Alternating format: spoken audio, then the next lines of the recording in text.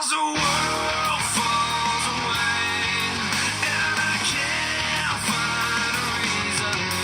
As the world turns to gray, it's killing me unwillingly, and I am just the same as you.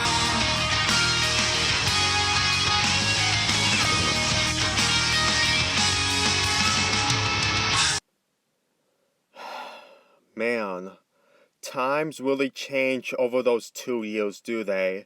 And you really think that I haven't forgot about my first videos about Legend of Everfree, and I became a brony a month before I got a YouTube channel? Well, since that we're finally getting to the point where there's a 50% chance that Princess Twilight could return to Equestria goes, I decided to do a revised version of my rant from 2016. I'm Lonely Fanboy 40 here, and this is my discussion / rant on Human and Princess Twilight. Now, people are going to say, now I know all of you are going to say is, oh, you just like Princess and Sky Twilight hanging out at each other, even though it's completely different because they're two different people, and it's the same thing, just like in 2016. Well, to be honest, I just think that this ideal is still worth relevant if it is relevant. Because at the same time, we still have some information that even though that the other side was still a music video, it doesn't eliminate all the ideas of what the 2019 special has in stores. I mean, just because one minor thing, which is the tire card, isn't the Friendship Cruise special, it doesn't ruin everything. Because again, we still got some hint ideas about books releasing in 2019 along with the special involving Twilight Sparkle, which is the original Twilight Sparkle, not the human Twilight, and the fact that we still know that the staff, I'm sorry, I keep forgetting the name, is going to make a second appearance in the Friendship Cruise special. Those things are still irrelevant to this conversation. And I know that those are the reasons onto why Princess Twilight will return. Because if they didn't, then, believe me or not, they pretty much went too far on this.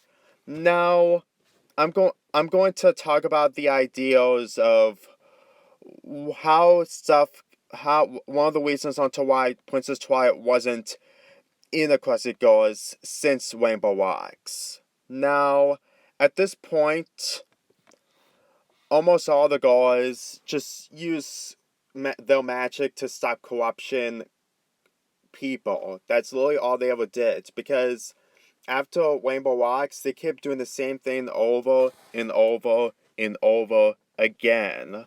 And in my opinion, it just gets really redundant pretty fast to the point that it just gets old. Even when they try to eliminate the fact that Wildflower Blush didn't get corrupted, it still doesn't make a difference because the forgiveness thing is just getting old. They still do the forgiveness thing again and again and again and again, and they're still doing it with the still recent villain of this franchise. Here's the reason why they don't need Princess Twilight alive. It's because they keep taking down so many people that keeps getting corrupted by magic. I mean, Sunset Shimmer for the first time was understandable because it happened the very first time, and she did a terrible mistake because the crown was completely dysfunctional when she wears it. But as the times without Princess Twilight, it's pretty obvious that they're doing the same ideas over and over again because, well, they don't know if they can do the magic on other things. I mean, here's the thing. Forgotten Friendship was just basically a fan service. These two specials were just basically fan service. Well, Forgotten Friendship is a book adaptation, while Roller Coaster of Friendship was just shipping fan service. They literally do these ideals just to give the fans what they want. Have a book adaptation come to animation, and having a shipping feel fan service. Well, I can understand Forgotten Friendship has a reason to exist, but Roller Coaster of Friendship just doesn't work for me, especially how forced it was. I mean, the pacing was bad, and I didn't like the comedy. In fact, it was way worse than I thought.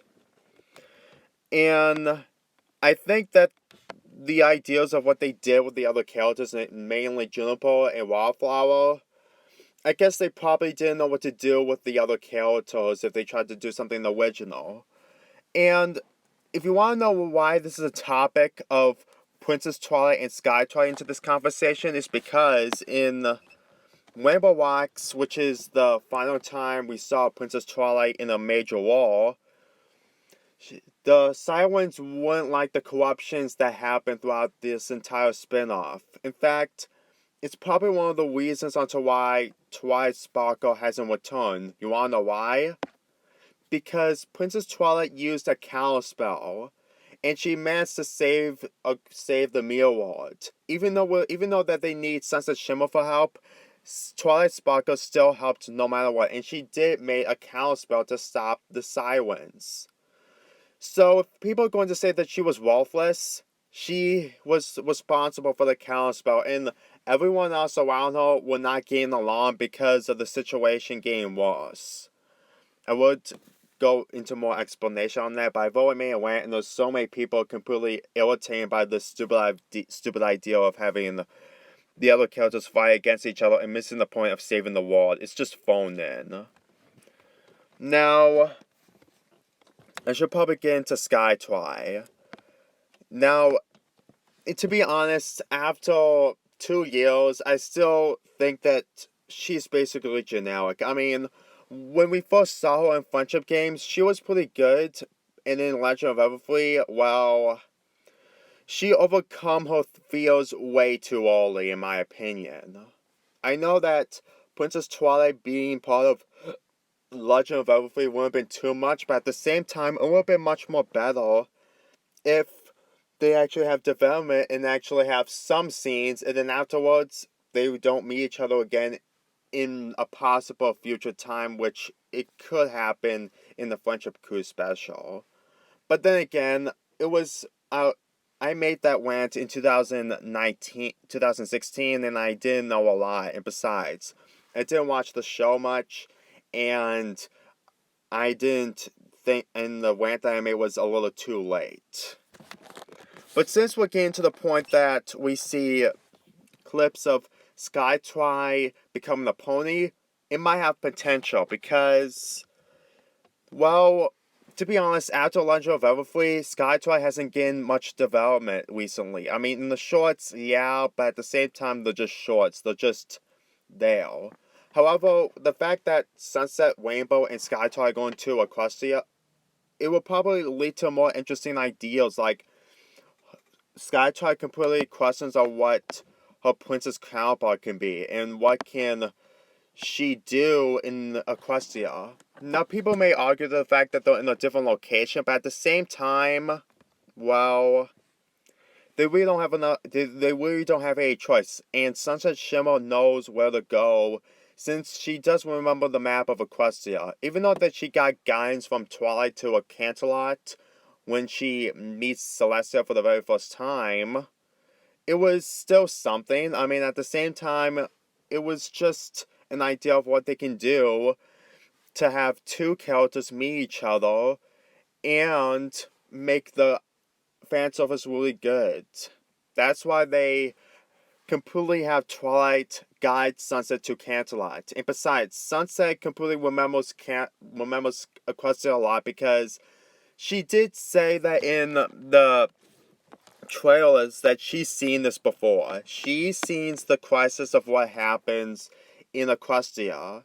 So don't think that she is knowing less about Equestria and stuff. I mean, sure, she doesn't get used to her pony body anymore, but she still remembers both worlds instantly.